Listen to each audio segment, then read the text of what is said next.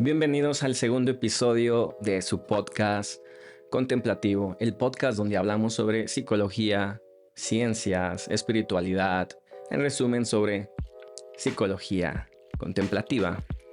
Y este segundo episodio es a su vez la segunda parte del primer episodio que hemos grabado. Estamos haciendo una serie de episodios sobre qué es la psicología contemplativa. Y más que abordar qué es a modo de definición el mundo de la psicología contemplativa, todo lo que representa, lo que conlleva. Bueno, entonces permítanme hablarles un poco más sobre este episodio, qué es lo que vamos a ver.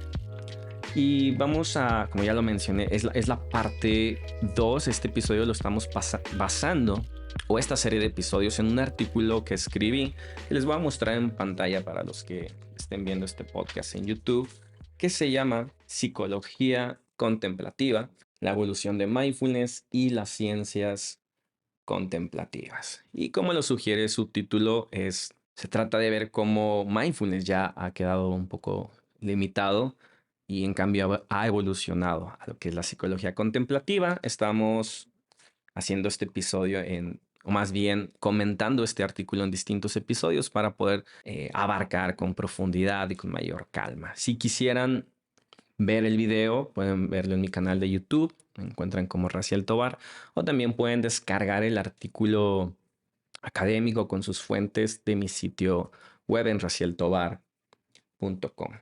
Pero entonces, bueno, ya vimos en el episodio anterior, recapitulando, una muy breve introducción sobre qué es la psicología contemplativa. Hablamos que la psicología contemplativa podemos decir que es un concepto paraguas que engloba otros conceptos, disciplinas, prácticas. Entonces, vamos a hacerlo al revés, porque probablemente estés más familiarizado con la palabra mindfulness o atención plena en español. Que muchas veces las personas preguntan que meditación y mindfulness es lo mismo. Bueno, más bien mindfulness es un aspecto de la meditación, que ahorita vamos a ver un poco más sobre eso, que nos ayuda o hace que nuestra meditación sea más efectiva. Entonces, mindfulness es a su vez una práctica y es un aspecto. Después tenemos, si escalamos, digamos, en esa taxonomía, después tenemos la meditación, porque podemos meditar enfocándonos en mindfulness, pero podemos tener otras meditaciones generativas, evocando emociones positivas, meditaciones deconstructivas para quitar ciertos velos, ciertas obstrucciones mentales entre, bueno, otros tipos de meditaciones. Mindfulness es la base, después tenemos la meditación, pero también tenemos de forma, digamos, paralela o al mismo nivel, otras prácticas contemplativas como el yoga, la recitación de mantras, diría que también las afirmaciones, entre muchas otras, ¿no? Que por supuesto la meditación a veces puede englobar algunas de estas prácticas, pero entonces es ahí donde viene el concepto de psicología contemplativa, prácticas contemplativas. Todavía subimos un poco en esta taxonomía. Entonces, cuando hablamos de psicología contemplativa, ya podemos hablar de el estudio científico de, por ejemplo, como las prácticas contemplativas, como meditación, yoga, mindfulness, producen cambios y efectos benéficos en la salud, el bienestar o incluso a nivel sistema nervioso central, por decir una definición. Ya iremos afinando esta definición, ¿no? Que de hecho creo que no incluye en este artículo una definición de psicología contemplativa, pero sí sería algo como esto. Entonces, eso es la psicología contemplativa, es ver más allá de mindfulness, porque mindfulness, por lo menos el mindfulness secular, está hoy en día como todavía muy limitado al tema del momento presente. Pero bueno, para no extendernos más y cumplir mi propósito de hacer episodios de 20 minutos, vamos a retomar el artículo, página 2, justamente en el apartado donde dice dos tipos de mindfulness. Pues vemos orígenes de mindfulness secular y después mindfulness budista, porque esto va a aclarar muchísimo sobre la psicología contemplativa y sobre qué está pasando con mindfulness hoy en día. Voy a leer algunas partes, no todo para que no sea tan aburrido. Pero bueno, el maestro budista Lama Rinchen Gyaltsen, o venerable Lama Rinchen, menciona que por un lado existe el mindfulness secular, o sea, el que conocemos como no religioso, el que no es espiritual, el que incluso enseñan en un programa empresarial, ¿no? Y por otro tenemos el mindfulness clásico budista, que es del que más nos habla, por supuesto, Lama Rinchen, ¿no? Entonces, ambos son inmensamente beneficiosos. Sin embargo, la intención del mindfulness secular se enfoca en la reducción del malestar. Esto es clave, ¿no? Y cuando hablo de estas limitaciones, no lo hago de una forma despectiva. No quisiera que se fuese el mensaje, sino aclarando el terreno. O sea, el mindfulness secular, el mindfulness que comienza con John Kabat-Zinn, que lo que hizo fue genial, ¿no? Como quitar esta parte espiritual para que sea accesible a Occidente. Tiene el foco, digamos, en la patología. Reducir, eliminar, trabajar lo que está mal, el estrés, la ansiedad, el dolor crónico. Y claro, millones de personas padecen estos problemas. Entonces es increíble tener algo que de pronto nos ayude con ello. Pero esa es la limitación. O sea, a ver, si me voy a tener que extender mucho más de lo que menciona aquí en el artículo, que creo que es la intención, ¿no? A ver, ¿qué significa esto? ¿O cuál es el trasfondo de esto, no? Vamos a hablar un poquito también de psicología. Desde mi punto de vista existen dos tipos de psicología. Sabemos que hay muchas escuelas corrientes de psicología, cognitiva, psicoanálisis, humanista, gestal, eh, dinámica. ah, Creo que hay cientos. Pero la clasificación que yo hago se limita a dos y es muy práctica. Está la psicología de la psicopatología y está la psicología, ¿qué palabra podemos utilizar? Del desarrollo óptimo del bienestar, la psicología de lo virtuoso. No encuentro una palabra como tal. Quizás lo que hoy en día más se utiliza es la psicología positiva. Entonces, ¿a qué me refiero con esto? Durante 2 siglos más o menos, la psicología se ha enfocado en aquello que está mal, los trastornos. O sea, ¿cómo es la mente de alguien que está ansioso? ¿Cuáles son las conductas limitantes de alguien que tiene depresión? ¿Cómo es, por ejemplo, en la neuropsicología también? ¿Cómo es la actividad, la función y estructura cerebral de alguien que padece una fascia? ¿Cuáles son los rasgos de una persona narcisista? Y así podemos continuar, etcétera, etcétera. Esto está muy bien, es increíble. Es decir, la psicología ha hecho durante más o menos 200 años un análisis increíble, más o menos objetivo, de cómo es el sufrimiento y cuáles son las causas, si bien no de raíz, y digo no de raíz comparándola con la profundidad con lo que se aborda este problema en la psicología budista, sí por lo menos en causas muy cercanas a la raíz, ¿no? Como conflictos de desarrollo de la infancia, ciertos aspectos genéticos, etcétera. Aunque no ahondan mucho en la naturaleza de la mente, pero dejemos eso para otro episodio. Entonces es increíble esto que ha hecho la psicología, pero no hay una psicología hasta hace apenas más o menos unos 20 años con la psicología positiva y no solo con la psicología positiva, la psicología humanista, desde Eric Fromm, cosas, lo que hizo Viktor Frankl, entre otros autores que cada vez o poco a poco empezaron a proponer, no sé, quizás desde los años 50, cómo es una persona que está sana, cómo es una persona que está feliz, cómo es una persona, o sea, es decir, cuáles son esos rasgos, esas características. Entonces, para mí, esa clasificación que les mencionaba se resume ahí. O sea, tenemos la psicología de la psicopatología, la psicología clínica, digamos, especializada, que valga eso, que ocupas un clínico que te diagnostique correctamente, pero que a veces también corre el peligro de caer en, a ver, ¿cómo decirlo sin sonar muy, muy de cristal?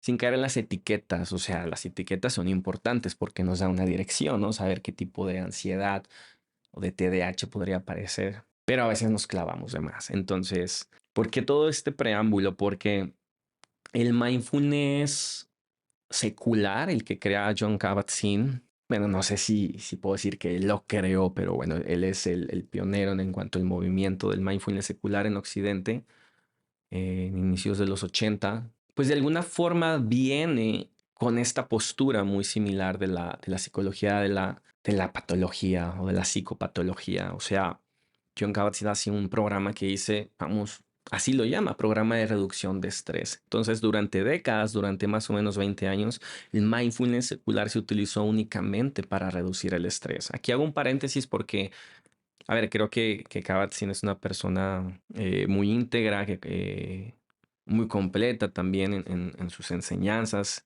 Creo que es un practicante budista y por supuesto que él incluye aspectos como la compasión, el amor bondadoso, que hacían que su programa fuera algo, o sea, mucho más que solo reducción de estrés, pero digamos son como elementos que lo vienen a complementar, no son centrales. Entonces, todo el estudio científico de los 80, 90, pues se torna en cómo, en esta definición que él propone, en el que dice mindfulness es la capacidad de traer la mente al momento presente, sin enjuiciar la propia experiencia, eh, etcétera, etcétera. Entonces, esa es la postura secular, pero si partimos desde ese punto, pues claro, los resultados a los que puedes llegar a lo mucho, pues es a una reducción del estrés.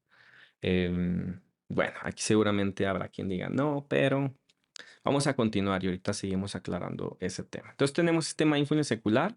Ya vimos un poco el contexto de, bueno, teníamos este otro tema, orígenes del mindfulness secular, ya lo fui introduciendo.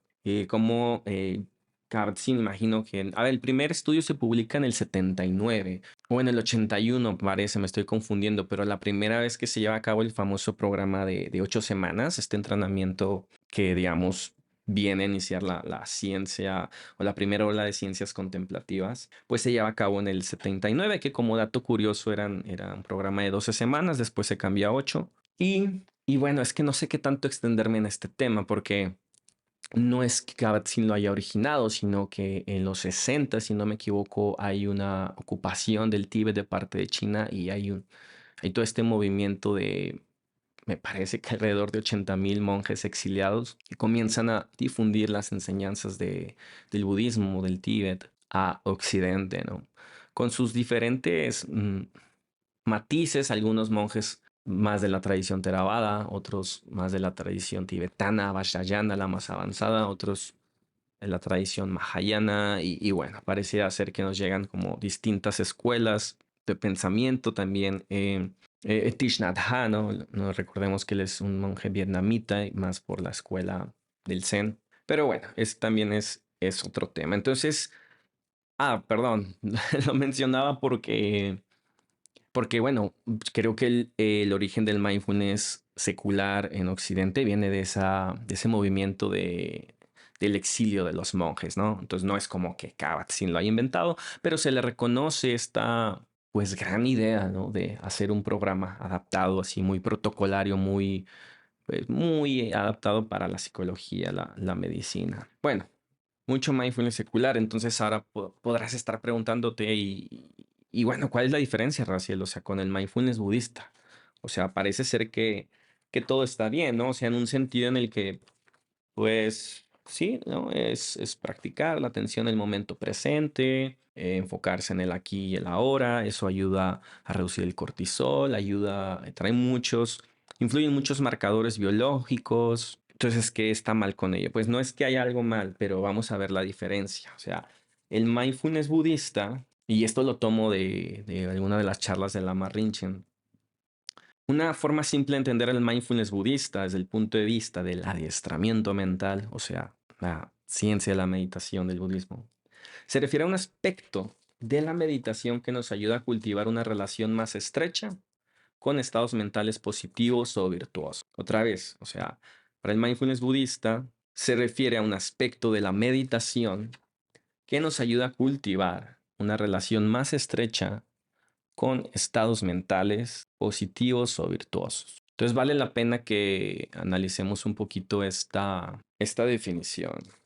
Entonces, ¿a qué se refiere el hecho de un aspecto de la meditación que nos ayuda a cultivar una relación más estrecha? Primero, a ver, eso, lo que les decía, mindfulness es un aspecto de la meditación, no es toda la meditación en sí. O sea, para el budismo la meditación, bueno, me voy a ir más a otro tema, ¿no? Pero no va a profundizar tanto, ¿no? En el budismo se habla de factores mentales, ¿no? Que se relaciona mucho con la neuropsicología moderna, ¿no? Entonces, en el budismo dicen que hay atención, hay intención. Por ejemplo, cuando practicamos una meditación para que nos podamos fijar en el objeto en el que meditamos, por ejemplo, en la compasión, pues tiene que haber intención, tiene que haber atención, pero tiene que haber también mindfulness, o sea, la capacidad de mantener ahí la mente con ese objeto virtuoso, ¿no? Entonces, en este sentido, por eso dice, o sea, mindfulness es un aspecto que nos ayuda a cultivar una relación más estrecha con estados mentales positivos o virtuosos. O sea, ¿qué sería un estado mental positivo o virtuoso? Por ejemplo, el generar un sentimiento genuino de compasión, ¿no? Reconocer que todos queremos ser felices y mediante ciertos razonamientos lógicos llegar a la conclusión de que, bueno, si todos quieren ser felices y yo soy solo una persona, no tiene mucho sentido desear solo mi felicidad, porque los demás seres son incontables, mientras que yo soy solo uno. Esto es uno de los típicos razonamientos de la filosofía budista, ¿no? Pero es totalmente lógico. Bueno, entre otros, entonces vas contemplando estos razonamientos, surge un estado de compasión en el que puedes genuinamente como desear, ¿no? La felicidad de los demás, porque también quieren ser felices. Entonces, es muy fácil que en este estado de contemplación o ya propiamente de meditación, pues surja una distracción, ya sea porque te cansaste, te dolió la espalda, la columna, ya sea porque te acordaste de otra meditación, porque sonó el teléfono. Entonces, mindfulness, que en uno de sus, si no mal recuerdo, en el idioma Pali, tal vez me estoy equivocando, pero significa recordar. O sea, y en este caso sería recordar el objeto de meditación, el objeto virtuoso. Entonces, por eso es que hay tanto tema entre las diferencias. O sea, mientras que en el mindfulness secular es simplemente como calma la mente, deja pasar los pensamientos, centra tu atención en tu cuerpo, en tus sensaciones físicas. Está bien, o sea, eso nos puede llevar a un estado de relajación y de activación del sistema parasimpático y va a traer ciertos beneficios, pero en el budismo lo que queremos es utilizar ese estado de calma para poder familiarizarnos con mentes más virtuosas, con emociones positivas, altruistas. Ya iremos viendo un poco más, pero a grandes rasgos esa es la diferencia, ¿vale? Y bueno, ya para ir cerrando el episodio pues, de este podcast, ¿no? Les leo un poco, ¿no? Algunos datos sobre este apartado que dice investigación en mindfulness y psicología budista. Bueno, no se los voy a leer, se los comento, ¿no? Porque yo muchos años pensé, a ver, tengo más o menos unos 10 años meditando y estudiando budismo. Y el tema de mindfulness pues tiene unos 40 años que se empezó a investigar. Entonces yo muchos años pensé que solo se había o se estaba estudiando la parte de mindfulness. O sea, no pensé que hubiera estudios sobre aspectos más profundos de la meditación, como, bueno, de la compasión sí que hay, ¿no? Pero, por ejemplo, de la noción de un yo inexistente, ¿no? De la vacuidad de un yo, de prácticas generativas en las que uno se visualiza a sí mismo como un ser púdico, ¿no? Por decirlo de alguna forma. Pero, pues resulta que sí hay, ¿no? Pero eso ya conlleva o nos llevaría al tema de las olas de las ciencias contemplativas. Entonces, solo para cerrar el tema de todo esto que les estoy contando, que a lo mejor suena como muy... Es que no sé, necesito que me den retroalimentación, ¿no? A veces, aunque todo esto es ciencia, a veces siento que puede sonar como un poco esotérico, pero para nada, ¿no? Entonces, llega el mindfulness secular como parte de la primera ola de ciencias contemplativas y gracias a esta versión occidentalizada, simple, se empiezan a crear programas y empieza a influir muchísimo en la medicina y la psicología, a tal punto que por ahí más o menos en el año 2000 se crea la terapia cognitiva basada en mindfulness, se empieza a implementar en Reino Unido como el primer tratamiento para prevenir recaídas en la depresión. Después esto también se utiliza para protocolos en ansiedad y en otros trastornos. Pero ojo, lo que comentaba al inicio, o sea, se empiezan a hacer muchas adaptaciones para tratar psicopatologías, ¿no? Entonces no es, y ya vamos a hablar de esto en los próximos episodios, no es hasta en la segunda, tercera ola de ciencias contemplativas en donde se empieza a ya ver esta otra parte más relacionada con la psicología budista, que es, por ejemplo, utilizar la compasión no solo para reducir el estrés, no solo para sentirnos un poquito mejor, sino para cultivar estados mentales positivos, virtuosos, que nos ayudan a la vez a cultivar o desarrollar habilidades prosociales que se asocian a la vez con mayor bienestar psicológico, etcétera, etcétera. Entonces, bueno, muchas gracias por escuchar este segundo episodio. Por favor, tengan un poquito de paciencia porque eh, creo que no estoy cumpliendo la meta estoy intentando que duren 20 minutos, que no sean tan extensos, pero me gusta profundizar y empezar a conectar puntos. He de practicar mindfulness en este podcast, ¿no? Tratar de apegarme un poquito más al guión, pero bueno, lo disfruto mucho y nos vemos en el próximo episodio. Por favor, si tienen algo que comentar, preguntas, síganme en redes. Pueden encontrar en todos lados como Raciel Tovar. Hasta pronto, chao, chao.